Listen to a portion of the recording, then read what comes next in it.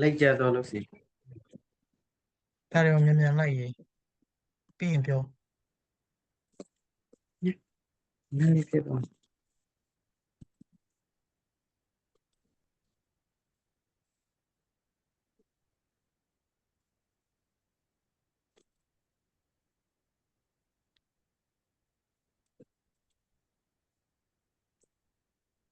ပြီးပြီလား မပြီးသေးဘူးဆရာခဏ โอ လော เค က်ကဟိုပြန်လိုက်လိုက်ရတယ်လေ อือฮึ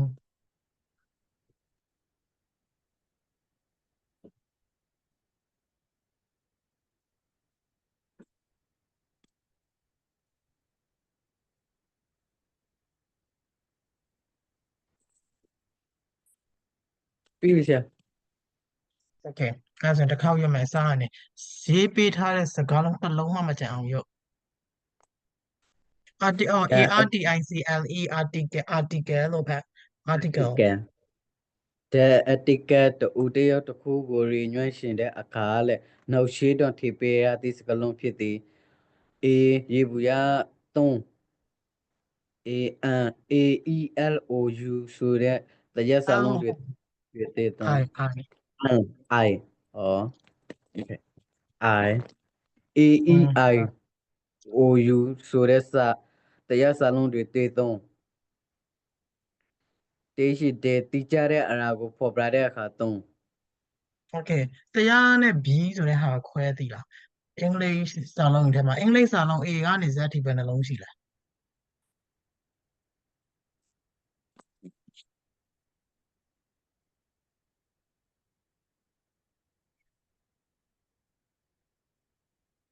20နဲ့နှလုံး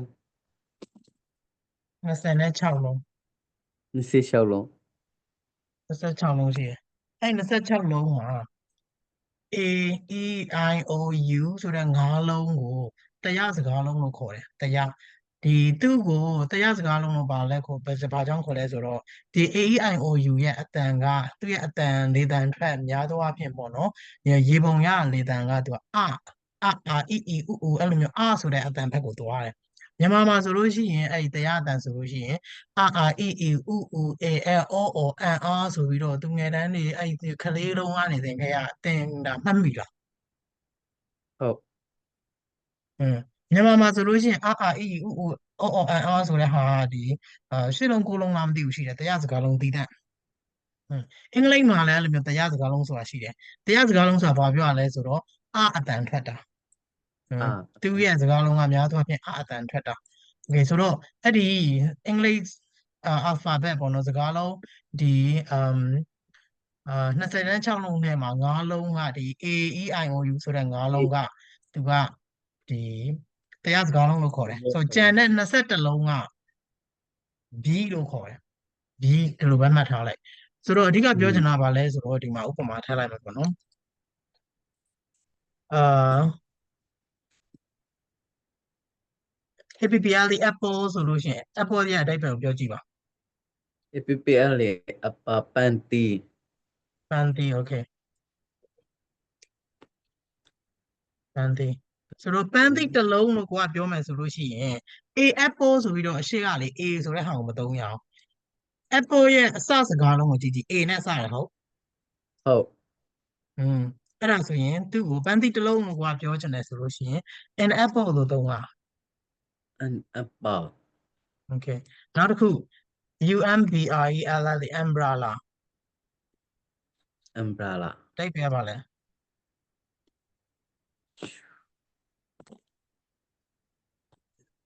T okay T T U so T umbrella ရဲ့အစစကားလုံးကအစစာလုံးကဘာလဲပြောကြည့် U U က B လားတရားလား တရားစာလုံး okay AEIOU ဆိုတဲ့အဲငါးလုံးထဲမှာပါနေတယ်အဲဒါဆိုရင်သူ့ကိုတရားစာလုံးလို့ခေါ်တယ်ဆိုတရားစာအဲ့လုံးဒါဆိုရင်ကိုက T တစ်ချောင်း T တစ်လက်လို့ပြောချင်လို့ရှိရင် A umbrella ဆိုပြီးတော့ A ကိုပဲသုံးလို့မရအောင်ဒီနေရာမှာ N ကိုသုံးပေးရတယ် N umbrella အဲ့လိုမျိုး okay ခဏ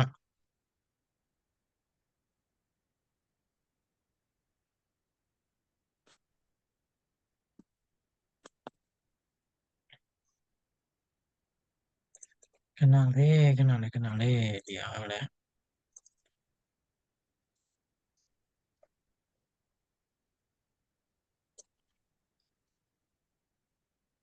okay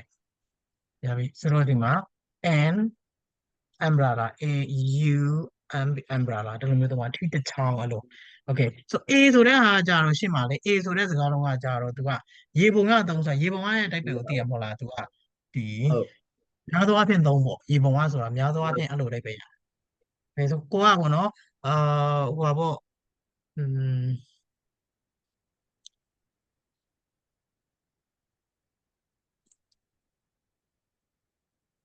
A နဲ့ပြတဲ့ဟာတစ်ခုတည်းဆိုလို့ရှိရင်ဘယ်လိုလဲဆိုတော့ a gap ပေါ့ cup gap ဆိုတာခွက်ဆိုတော့ I have a gap ငါမှာခွက်တစ်ခွက်ရှိသည်ဆိုခွက်တစ်ခွက်ဆိုတဲ့ဟာပြောချင်တာဆိုတော့ခွက်ကိုဆိုလို့ရှိရင် cup gap လို့ခေါ်တယ်တစ်ခုဆိုတဲ့ဟာကိုကဖော်ပြမှာဖြစ်တဲ့အတွက်ကြောင့် A ကိုထည့်တယ် I have ငါမှာ we have ရှိသည် a gap ဆိုခွက်တစ်ခွက်ရှိသည်အဲ့လိုမျိုးအဲ့နေရာမှာ A ကိုသုံးတယ်ဒီရှိဒီကြလို့ရှိရင်အခုအချိန်မှာပေါ့နော်ဒါအခုလုံးဝ basic အခြေခံဖြစ်နေတဲ့အတွက်ကြောင့်တိကျတဲ့အရာကိုဖော်ပြတဲ့အခါသုံးဆိုပြီးတော့အဲ့လိုမျိုးပဲလောလောဆယ်မှာမှတ်ထားလိုက်တိကျတဲ့အရာဆိုတာဘယ်လိုမျိုးလဲဆိုတော့ထားပါတော့ဥပမာပေါ့နော်ကိုကအခုနေအဲ့ငါအဲ့ဗဒင်းဘောက်ကနေလမ်းကိုလှမ်းကြည့်လိုက်တယ်ဆိုတော့လမ်းကိုလှမ်းကြည့်လိုက်တဲ့အချိန်မှာခွေးတွေအများကြီးလမ်းပေါ်မှာလမ်းလျှောက်နေအဲ့ခါကိုအင်္ဂလိပ်လိုပြောမယ်ဆိုလို့ရှိရင် oh there are a lot of dogs on the street ဒီလမ်းပေါ်မှာခွေးတွေအများကြီးပဲအဲ့လိုမျိုးကိုကပြောတယ်ပြီးတော့မှဒီပထမစာကြောင်းမှာဆိုလို့ရှိရင် there are a lot of dogs ဒါကတခြားဟိုပါပေါ့နော်ဒီ a lot of ဆိုတဲ့အဲ့ဒီအရေအတွက်ပြဟိုဟာနဲ့သုံးထားအဲ့ဒါတွေကမတင်ရသေးဘူးဆိုတော့သိမှာမဟုတ်သေးဘူးဒါပေမဲ့အဲ့ dog dog ရဲ့ရှေ့မှာ a လည်းမထည့်ဘူး d ရှိ d လည်းမထည့်ထားဘူးဘာလို့လဲဆိုတော့ဆက်ချင်းမှာပြောတဲ့ဟာမသိချာမရရသေးဘူးအဲ့လိုမျိုးso now ပထမစာကြောင်းပြီးတဲ့အခါမှာဒုတိယစာကြောင်းမှာလည်းအဲ့ခွေးတွေကိုကိုရှစ်မှာတစ်ခါပြောခဲ့ပြီးသားခွေးတွေကိုပဲပြန်ပြီးတော့ရင်ညွှန်းပြီးတော့ပြောချင်တယ်အဲ့ဟာမျိုးဆိုလို့ရှိရင်တိကျသွားပြီဒုတိယအခေါက်မှာသုံးတဲ့ခွေးတွေဆိုတာဟာကိုရှစ်မှာပြောပြထားတဲ့ခွေးတွေဆိုတဲ့ဟာကိုကတိတိကျကျဖြစ်သွားပြီအဲ့လိုမျိုးအဲ့အနေထားမှာဆိုလို့ရှိရင် the dogs ဆိုပြီး THD ကိုထည့်တယ် the dogs are homeless ပေါ့ဒီအိမ်ချရာမဲ့အများဖြစ်ကြသည်ပေါ့အဲ့လိုမျိုးပြောတာ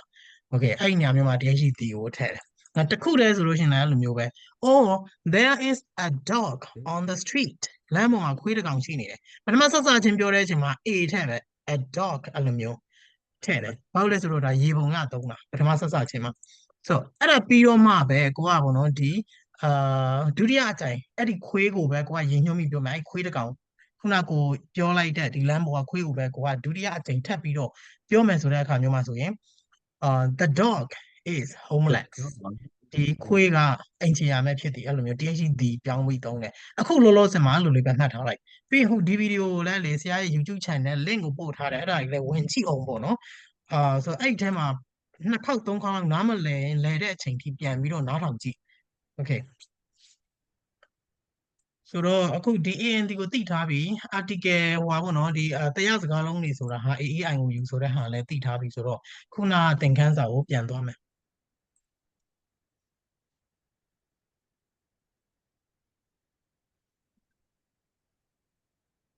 โอเคခုနအထဲမှာဘာလဲဆိုတော့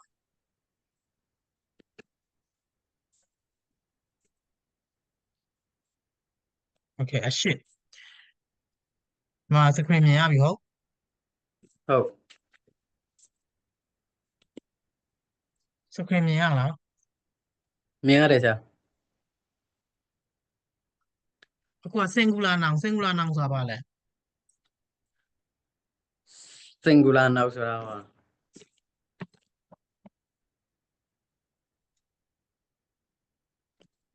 singular noun ဆိုတာတိတ်ခိုးsingular noun ဆိုတာနောက်ဆိုတာအရေးအတွက်အပြင်တယောက်တယောက်တစ်ခုတည်းရှိတဲ့နာ okay အဲ့ဒီမှာအရှစ်ဆိုလို့ရှိရင်ကိုကသင်္ဘောတစ်စီးဆိုပြီးဖော်ပြခြင်းတယ်ဆိုတော့သူရဲ့ရှေ့မှာ a ကိုထည့်တယ်အရှစ် okay အမှာအမျိုးသမီးတယောက်ဆိုလို့ရှိရင် woman WOMAN woman ပေါ့နော် woman အမျိုးသမီးတယောက်တည်းဆိုတော့ a ထည့်ပေးရတယ် a woman okay ယထာတစ်စီးဆိုလို့ရှိရင် a ထည့်ပေးရတယ်ပြီးတော့ဒီမှာ OWL ဆိုတော့ O ပေါ့နော် O ဆိုတာကြတော့ဈေးကွက် ဆိုဈေးကွက်မှာဘာကြောင့် AN ဆိုတဲ့ဟာထည့်ပေးရလဲဘာကြောင့် A မဟုတ်ရလဲ ဟာဖြစ်နေလို့အရှိကအိုဟိုတရက်စာလုံးဖြစ်နေလို့ ဘယ်ဟာတရားစာလုံးလဲ ဟာအိုကနေပြီးတော့တရက်စာလုံးဖြစ်နေလို့ Okay โอเคအဲ့မှန်တယ်ကဲနောက်ထပ်ကြည့်ကြည့်မယ်ဒီမှာ airplane ဆိုတာအဓိပ္ပာယ်သိလား airplane apply airplane ဆိုပြီးငယ်တုန်းကမဆိုခက်ဘူးလား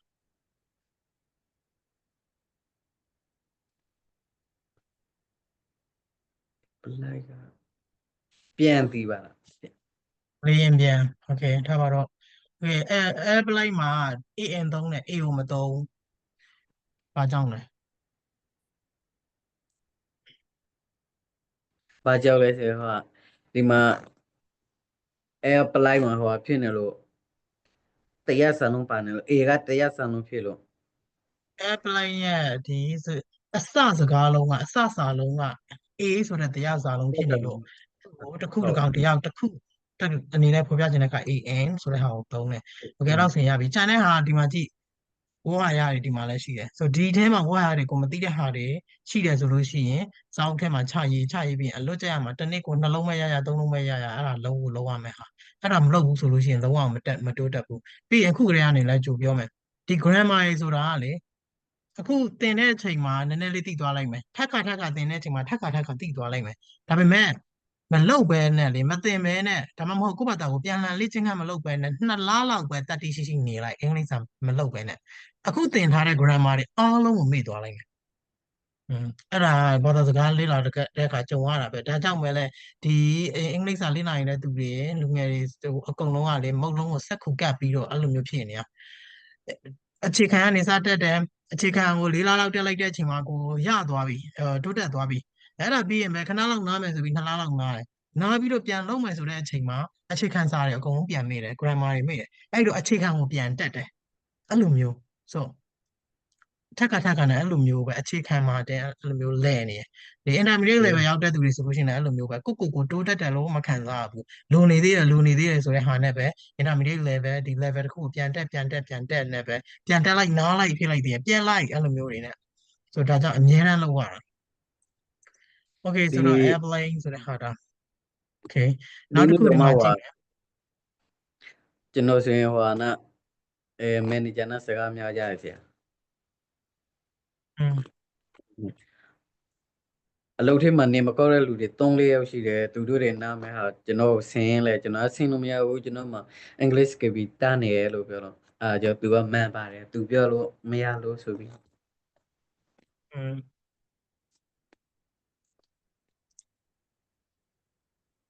okay ဆိုဘယ်လိုလုပ်မလဲကိစ္စရပါတယ်နံပါတ်လေးသူကခဏလေးပဲပြန်ပြောပြန်ရွှတ်လိုက်ရင်တော့ရတယ်ရွှတ်တယ်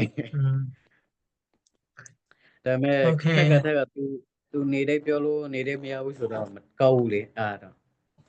အလုပ်ထဲမှာလေဒါကနေမကောက်ဖြစ်ကြတယ်အခုနေကောက်တော့3-4ယောက်3ယောက်ပဲရှိ3ယောက်ပဲရှိကြံတဲ့လူတွေမကောက်ဘူးအဲ့လိုပက်ပြီးတော့ဆင်းနေရတယ်ဟိုဘောအလုပ်တက်တာတနာရီခွဲတနာရီပဲတက်ရလေတနာရီပဲတက်တာဆိုအဲ့ဒီချိန်တနာရီလောက်တော့ကျွန်တော်မအားဘူးလို့အဲ့ဒါတင်ပြီးအတန်းပြီးလို့ရှိရင်ပြန်တက်လာပြန်လုပ်ပေးမယ်ဗောလုပ်ပေးချင်အဲ့လိုမျိုးပြောပေါ့အဲ့လိုဆိုနေလုပ်ပေးဟိုချင်ပြောတော့အေးနောက်ပိတ်ဆိုရင်တော့လူတွေမကြတော့ဘူးလေအရှိပိတ်မှာဆိုရင်အရှိอืมအေးရှင်မစင်းရင်မစင်းနဲ့တော့အဲ့လိုอืมပြင်တော့တပတ်မှာ3 ရက်ပဲတက်တဲ့ဟာဟုတ်ထားပါတော့ဒါကိုယ့်အလုပ်ကြောင့်ကိုသိမှာပေါ့โอเคဆိုတော့ဒီမှာခုနဆရာရှင်းပြလိုက်တဲ့ဟာအထဲမှာအကုန်လုံးကပါပြီးသွားတယ်ဒီမှာဒီဟိုပါဘောနော် singular noun ရဲ့ရှေ့မှာ a သို့မဟုတ် an ကိုထည့်ရမယ်အဲ့လိုမျိုးလေအဲထည့်ရမယ်ဆိုတဲ့အထဲမှာမှသူက a e i o u ဆိုတဲ့တရားစကားလုံးတွေရဲ့ရှေ့မှာဆိုရင် an ကိုထည့်ရတယ်ဆိုတဲ့ဟာကိုဒီမှာပြတာအဲ့ဒါပဲဟုတ်ညနော်မှာ ax x ဆိုလို့ရှိရင် A နဲ့စတယ်ဆိုတော့ AN ကိုထည့်ပေးရ EGGX ကြက်ဥဆိုလို့ရှိရင် E နဲ့စတယ် AIOU ဆိုတဲ့အုပ်စုထဲမှာ E နဲ့စတယ်ဆိုတော့ AN ကိုထည့်ပေးရ and envelope ဆိုလို့ရှိရင်အဲ့ဒါကဒီစာအိတ်ပေါ့နော်စာအိတ်သူရဲ့အစစာလုံးကလည်း e နဲ့စာတယ်အဲ့တော့ an ကိုထည့်ပေးရဆိုတော့တစ်ခုတစ်ကောင်တရားကိုပေါ်ပြချင်တဲ့အခါသူတို့ရဲ့အစစာလုံးကဒီ AEIOU ဆိုတဲ့တရားစကားလုံးနဲ့ဒါစနေရဆိုလို့ရှိရင် an နဲ့သုံးပေးရ AM နဲ့သုံးပေးရတယ်ဟုတ်ကဲ့ ဒါ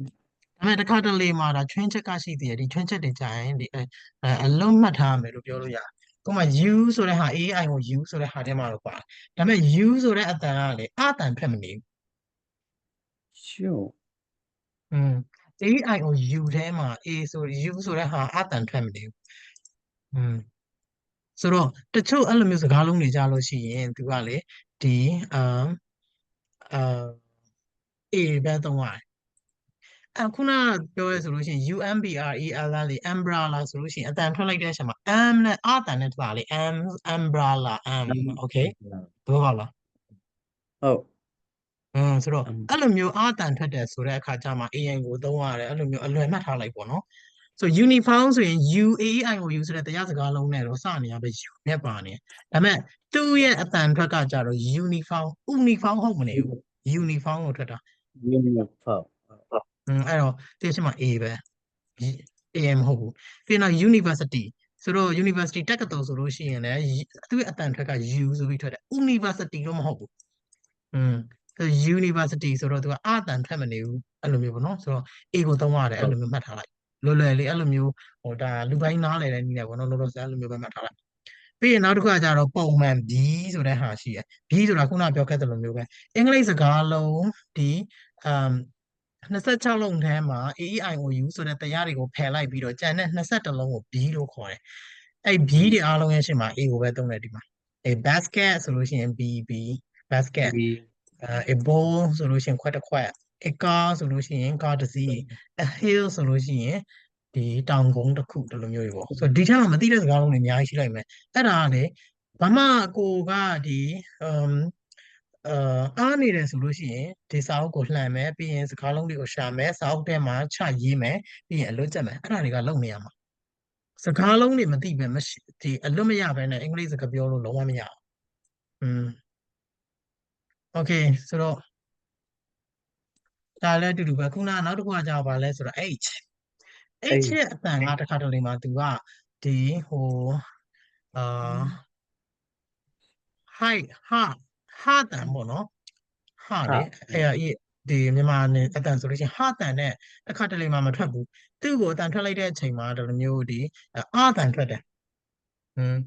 အဲ့ရှိရင်ဟိုင်းရတော့ဟိုင်းရပဲဒါပေမဲ့ထားပါတော့မှ HOU က hour ပေါ့နော်ပထမဆုံးဒီနောက်ဆုံးစာလုံးကိုပဲကြည့်လိုက်နှရှင်းအောင်ပေါ့နော်ခုလောလောဆယ်ရှေ့က higher ဆိုတဲ့ဟာကိုခဏပဲထားလိုက်ဒါအမွေဆက်ခံသူဆိုဒီ H နဲ့စတဲ့ဟာမှာတချို့အတန်ထွက်ကအတန်ထွက်နေ HOU က hour ကို hour လို့မထွက်ရဘူး HOU က hour သူကနိုင်ကိုခေါ်တာဒါပေမဲ့သူ့ကိုအတန်ထွက်တဲ့အခါ H နဲ့စလို့ဟာတန်နဲ့မထွက်ရအောင်အတန်နဲ့ထွက်ရတာ hour လို့အတန်ထွက်တယ်သူရဲ့အတန်ထွက်အစစ်မှန် hour ဆိုတော့တနာရီလို့ပြောချင်တယ်ဆိုလို့ရှိရင် ANN သုံးရတယ် an hour တနာရီတနာရီ okay မ HON ကို honor လို့သုံးတယ် honor ဆိုတာကဘာလဲဆိုတော့သူကဒီဂုံယူဒီဂုံယူမှုပေါ့အဲ့လိုမျိုးဆိုဂုံယူမှုဆိုတဲ့အဓိပ္ပာယ်သူက H နဲ့စတယ်ဒါပေမဲ့ဟာတန်နဲ့မထွက်ဘူးဒီအတန်နဲ့ပဲထွက်တယ် honor ဆိုတော့သူရဲ့ရှေ့မှာ ANN ကိုသုံးတယ်အဲ့လိုမျိုးလည်းရှိသေးတယ်ဆိုတော့ H ဆိုတာကကြတော့ AEIOU ဆိုတဲ့ဒီတရားစကားလုံးထဲတော့မပါဘူးဒါပေမဲ့လည်းသူ့ရဲ့အတန်ထွက်စကားလုံးတစ်လုံးရဲ့အတန်ထွက်ကအတန်လိုမျိုးထွက်တဲ့ခါမျိုးမှာဆိုလို့ရှိရင်ရေပုံကအဖြစ်နော်လူပြိုင်းနားလဲတဲ့နီးနဲ့လို့ကြိုပြောထားတာနော်ဆိုတော့ဒီသူ့ရဲ့ရှေ့မှာ AN ကိုသုံးရတယ် okay plural noun ဆိုတာကကြတော့ခုနကဘာပြောဘယ်လိုရေးပြထားလဲ plural noun ကဟောLionel ဆိုတာ array အတော့အဖြစ်နှစ်ခုထားပိုသားနိုင်ကိုဆိုလို့ဒီ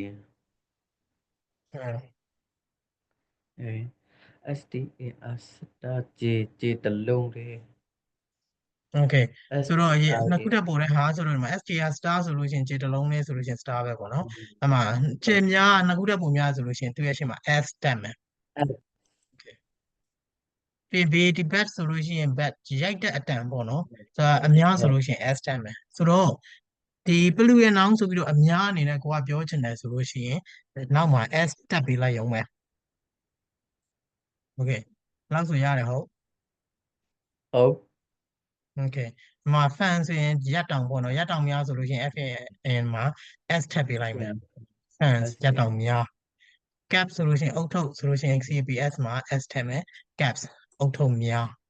okay ဟုတ် ဆိုတော့ဒီမှာလဲဒီမှာ vocabulary ဝေါ်ဟာရတွေဒီမှာအများကြီးရှိတယ်ဒါတွေကတက်ကိုကြရမှာမပေါ့နဲ့မပြင်းနဲ့အခုကနေစပြီးတော့အစကနေလောက်တော့ okay နောက်တစ်ခုကကြတော့ဗာလဲဆိုတော့ဒီအခုဆိုရင်နားလည်တယ်ဟုတ်ဒီပုံမှန်အားဖြင့်ဒီဟို singular noun ပေါ့နော်ဒီတစ်လုံးတည်းရှိတဲ့ noun ကနေ noun အများအနေနဲ့ပြောင်းမယ်ဆိုလို့ရှိရင် s ထည့်လိုက်ရင်ရပြီဆိုတဲ့ဟာနားလည်တယ်ဟုတ် ဟုတ် ဒါပေမဲ့တစ်ခါတလေမှာ s မဟုတ်ဘဲနဲ့ es ထည့်ပေးရတဲ့စကားလုံးတွေရှိတယ်okay ဘယ်စကားလုံးတွေလဲဆိုတော့ဒါကြောင့်အလွတ်ကျရမယ့်ဟာတွေဒါကြာရင်ဒီစကားလုံးတွေကိုသိနေမှာဘယ်စကားလုံးတွေကိုဒီဟို es ထည့်ပေးရမလဲဆိုတော့ဒီဝေါ်ဟာရတစ်ခုရဲ့နောက်ဆုံးအဆုံးစာလုံးကပေါ့နော် ch sh s သို့မဟုတ် ss သို့မဟုတ် x ဆိုတဲ့ဟာတွေနဲ့ဆုံးတယ်ဆိုလို့ရှိရင် es ထည့်ပေးရတယ်ဒါတွေကနောက်နေ့မှပဲရေးပေးလို့ရတော့မယ်တကယ်ဆိုရင်ရေးပေးစရာတော့မလိုဘူးဒီထဲမှာပါနေပြီးသားဆိုတော့ဒီကစကားလုံးကိုဒီစာအုပ်ကိုဖုန်းထဲကနေကြည့်မယ်ကြည့်ပြီးရင်ကိုယ့်ဘာသာကိုလေ့ကျင့်ခန်းနေအဲ့လိုမျိုးဟိုချရေးမယ်ဒါမှမဟုတ်ကိုယ့်ဘာသာကိုစိတ်ကြိတ်ကိုယ့်ရဲ့လေ့ကျင့်နည်းနဲ့ကိုလုံးဝမယ်ဟာအဲ့ဒါကလေးတုန်းကလိုမျိုးဆရာမဒါချရေးဒါကဒီလိုရှိတယ်အဲ့လိုမျိုးလေ့လာဖို့မသင့်တော့ကိုယ့်အသက်အရွယ်နဲ့အသက်အရွယ်တစ်ခုရောက်နေပြီဆိုတော့ okay ဆိုတော့ BUS bus BUS bus ရဲ့စကားလုံးမှာနောက်ဆုံးစကားလုံးက S နဲ့ဆုံးတယ်အဲ့တော့သူ့ကိုနှစ်ခုအနေနဲ့ပေါ့နှစ်ခုထပ်ပုံများတဲ့ဒီ bus ကားများဆိုပြီးပြောချင်တဲ့အခါမျိုးမှာဆိုလို့ရှိရင်သူ့ကို BUS မှာ ES ထပ်ပေးရ ဟုတ် သဘောပေါက်လား ဟုတ်ဟုတ် GLDSS ကလေးဆိုရင်ဖန်ခွက် okay ဆို SS နဲ့ ဟုတ် ဆုံးတဲ့အတွက်ကြောင့်ဖန်ခွက်များလို့ဟောပြောချင်တယ်ဆိုလို့ရှိရင် GLDSS ES ဖန်ခွက်များ ES ထပ်ပေးရ okay ဟုတ်တယ် ပြီးရင်နောက် BRUSA branch ဆိုလို့ရှိရင်ဒါပြုတ်တန်လားအဲ့လိုမျိုးဟိုအတန်ပေါ့နော် line နဲ့အတန်မျိုး okay အဲ့မှာ SH နဲ့ဆုံးတယ်ဆိုတော့သူရဲ့အနောက်မှာ ES ထည့်ပေးရအများအနေနဲ့ပြောမယ်ဆိုလို့ရှိရင် okay ဆိုတော့တရားကြလို့ရှိရင် note အနေနဲ့ကိုယ့်ဘာသာကိုစာအုပ်ထဲမှာ link မှတ်ထားမယ်ဆိုလို့ရှိရင်မှတ်ထားလို့ရဆရာရေးပေးမှာခုနကလိုမျိုးအရင်လွယ်ကူနေအောင်ရေးပေးမှာမှတ်ထားမယ်လို့မဟုတ်ပဲနဲ့ okay ဆိုတော့ဒီနေ့ကဒီလောက်ပဲပေါ့နော်အဲ့ဆိုရင်မနေ့ကမှတွေ့မယ် ဟိုရှင်းပြပေးလို့ရလားဆရာ ရှင်းပြဖို့အချိန်မရှိတော့ဘူးဆိုတော့အမ်အဲ့ရှင်းပြဖို့အချိန်မရှိတော့ဘူးဆိုတဲ့ဟာမှာအဲ့ဒါကိုသိချင်တယ်ဆိုလို့ရှိရင်မနေ့ကဒီတင်ထားတဲ့ဗီဒီယိုမှာရှိတယ်ဒီ link ပို့ထားတဲ့ YouTube link အဲ့ထဲကိုဝင်ပြီးတော့အဲ့ဟာတွေမှာပြန်ကြည့်မယ်ဗီဒီယိုတွေကို YouTube မှာတင်ပေးထားမယ်ဒါဆိုလို့ရှိရင်ကိုနားမလည်တဲ့ဟာကိုအဲ့ YouTube မှာသွားပြီးတော့ပြန်သွားကြည့်လို့ရတယ်ကိုနားမလည်တဲ့အပိုင်းကိုအဲ့လိုမျိုးကြော်ပြီးကြည့်လို့ရတယ်လေထပ်ခါကြည့်မယ်အဲ့လိုမျိုးဆိုတော့ Okay သဘောပေါက်လားဟုတ်ဆရာ okay အဲ့ဆိုရင် see you tomorrow Goodbye